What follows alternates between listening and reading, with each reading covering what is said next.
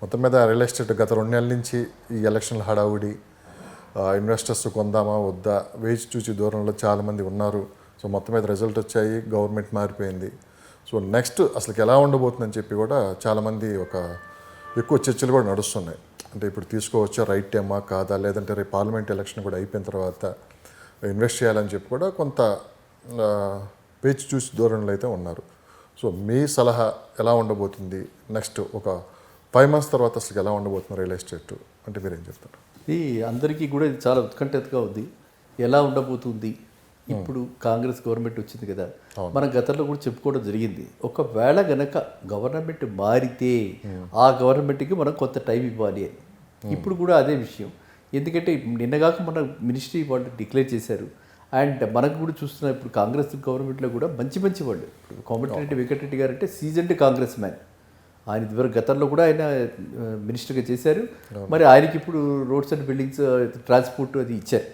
So it's a very good selection. But దానికన్నా ముందు రేవంత్ రెడ్డి గారు గత 30 సంవత్సరాల క్రితమే రియల్ ఎస్టేట్లో మంచి ఎక్స్పర్ట్. ప్లస్ చాలా సందర్భాల్లో రేవంత్ రెడ్డి గారు ఒక మాట అన్నారు, సీఎం గారు, నాకు తెలిసినంతగా రియల్ ఎస్టేట్ గురించి వేరే వాళ్ళకి తెలియదు, నాకు ఒక విజన్ ఉంది, ఆ విజన్ ప్రకారం నేను ముందుకు వెళ్తాను అని చెప్పి కూడా అటు అవుటర్ రింగ్ రోడ్లో మంచి శాటిలైట్ సిటీస్ కూడా డెవలప్ చేద్దాం అని చెప్పి కూడా ఆయన ఒక మాట సందర్భంలో చెప్పడం కూడా జరిగింది. కరెక్ట్.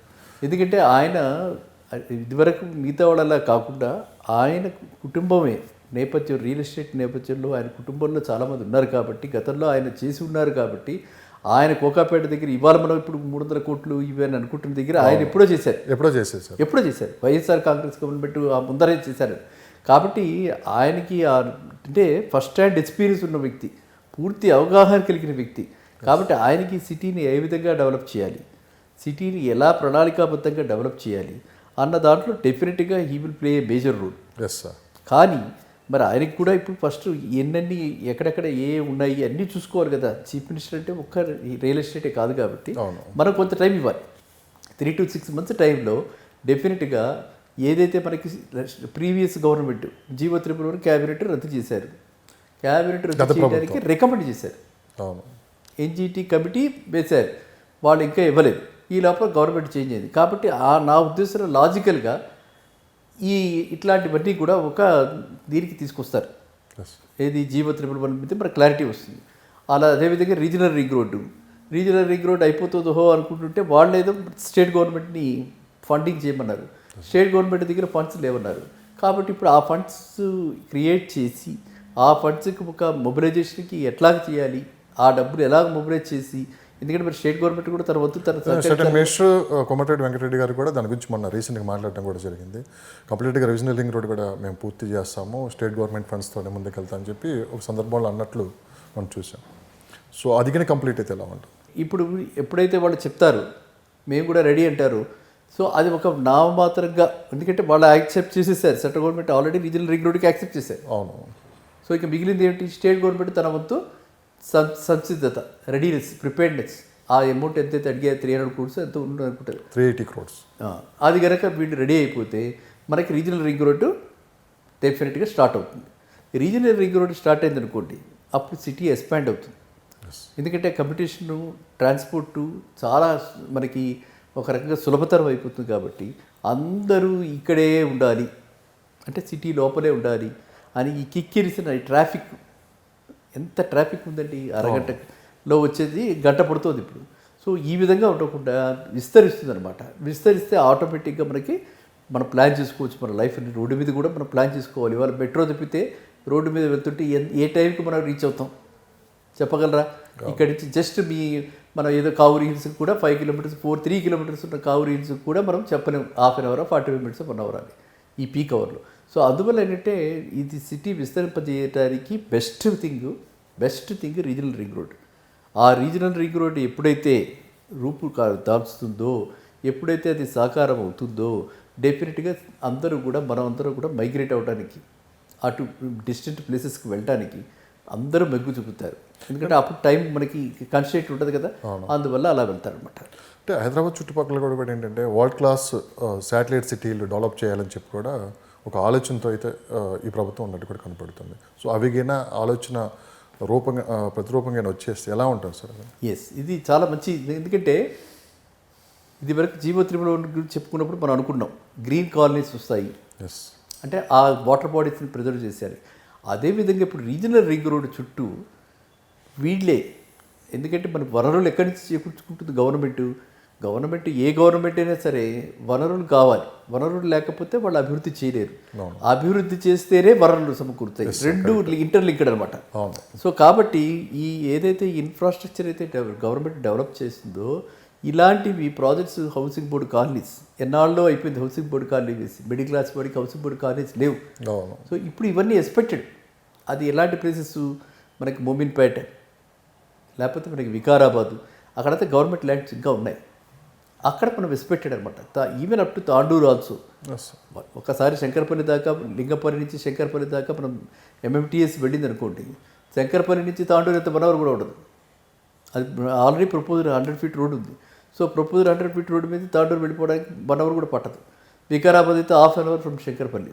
ఆ రోడ్స్, అలాంటి టైప్ ఆఫ్ రోడ్స్ మనం చూస్తున్న ఇన్ఫ్రాస్ట్రక్చర్ ఎంత బాగా డెవలప్ చేస్తే అంత ఫాస్ట్గా మనం కమ్యూట్ చేయొచ్చు.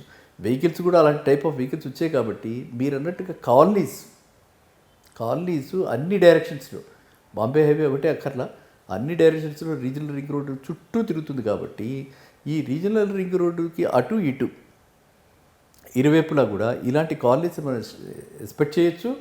మళ్ళీ మంచి రోజులు మిడిల్ క్లాస్ వాళ్ళకి వస్తాయని మనం, అంటే మిడిల్ క్లాస్ వాళ్ళని ఎందుకు చెప్పుకుంటున్నాం అంటే వాళ్ళని నెగ్లెక్టెడ్ సెక్టర్ వాళ్ళు, వాళ్ళకి ఇటు గవర్నమెంట్ ఇవ్వదు, వాళ్ళు ఎఫర్ట్ చేయలేదు, వాళ్ళ కలగానే మిగిలిపోతుంది. సో అలా కలగా నిజంగా సాకారం అవుతుందని చెప్పి నేను ఈ పర్టికులర్ కాంగ్రెస్ గవర్నమెంట్లో, ఎందుకంటే ఈయన చాలా స్పీడ్గా కనిపిస్తుంది. ఫస్ట్ ఫ్యూ డేస్లోనే టక ఆ క్విక్గా త్వరితగతిన ఆయన తీసుకున్నటువంటి చర్యలు ఏవైతే ఉన్నాయో చూస్తుంటే చాలా ఆనందంగా కనిపిస్తుంది. అంటే నూతన గవర్నమెంట్ వచ్చింది, నూతన ఉత్సాహంతో పనిచేస్తుంది అనిపిస్తుంది నాకు. కాబట్టి 5-6 నెలల్లో మనకి నిర్దిష్టమైనటువంటి ఒక రూపురేఖలతో కూడినటువంటి ప్రణాళికలతో రీజనల్ రింగ్ రోడ్డు, ఇటు పక్కన మన ఎప్పుడో బ్యాక్లాగ్ ఉండిపోయింది కాబట్టి ఆ జీవో త్రిపుల వరకు కూడా ఒక క్లారిటీ వస్తుంది అని నేను మాత్రం అది ఆశిస్తున్నాను.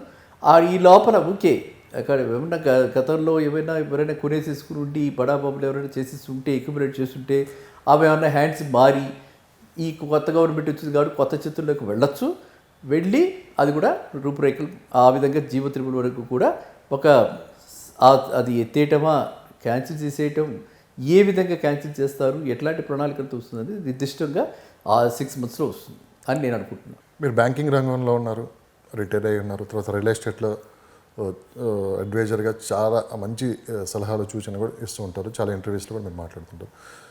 లాస్ట్ 10 yearsలో అసలు రియల్ ఎస్టేట్ కావచ్చు, హైదరాబాద్ గ్రోత్ అసలు ఎంతవరకు పెరిగింది, రాబోయే నెక్స్ట్ 5 yearsలో ఎలా ఉండబోతుంది ఒకసారి మనం, అంటే 2000 నుంచి మొత్తం ఓవరాల్గా ఏంటంటే స్టెప్ బై స్టెప్ పెరుగుకుంటూ వచ్చింది.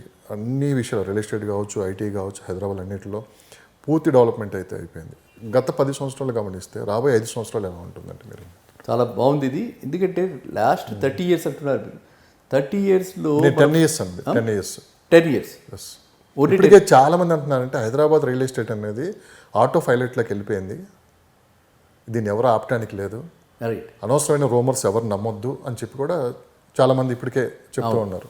సో ఇప్పుడు లాస్ట్ 10 years మనం తీసుకున్నాం అనుకోండి, 10 years అంటే లాస్ట్ 10 years కూడా మన తెలంగాణ వచ్చిన తర్వాత లాస్ట్ టీఆర్ఎస్ గవర్నమెంట్లో మనం అసలు అనూహ్యమైనటువంటి ప్రగతికి సాధించింది రియల్ ఎస్టేట్. అందులో hats off to the previous government, దాంట్లో డౌట్ లేదు.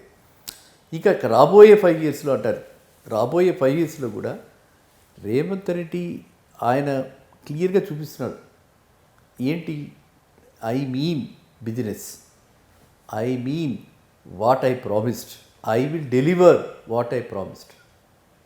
ఇంత ఫాస్ట్గా ఏ గవర్నమెంట్ కూడా నాకు తెలిసి వితిన్ 1 week ఇంప్లిమెంట్ చేసింది. ఏదో 1, 2, 3 అనేది పక్కన పెట్టండి, 6 ప్రామిసుల్లో మనందరం ఆశ్చర్యపోయే విధంగా free bus for women already introduce, people are happy. ప్రక్షాళన మొదలుపెట్టారు, ఓ రకం తీసుకున్నామంటే 3 daysకి 4 daysకి అయిపోయింది.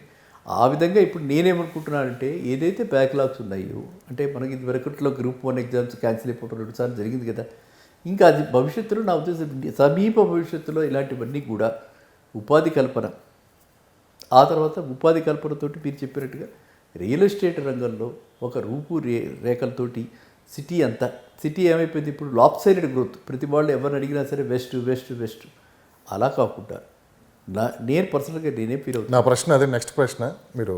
అది. ఇప్పుడు గట్కేసర్ వైపు కూడా ఈస్ట్ గట్కేసర్ బీబీ నగర్ అది ఎంతో దూరం లేదు యాక్చువల్గా. ఎందుకు డెవలప్ కాలేదో తెలియదు ఎవరికి. ఆ గట్కేసర్ బీబీ నగర్ అటు పక్కన మనకి ఆల్రెడీ వాళ్ళు ఇన్ఫోసిస్ వాళ్ళు కట్టున్నారు. ఈ గ్యాప్స్ అన్నీ up to Keesara. Okay. Keesara లోపల ఇంటర్నేషనల్ స్కూల్స్ చాలా ఉన్నాయి.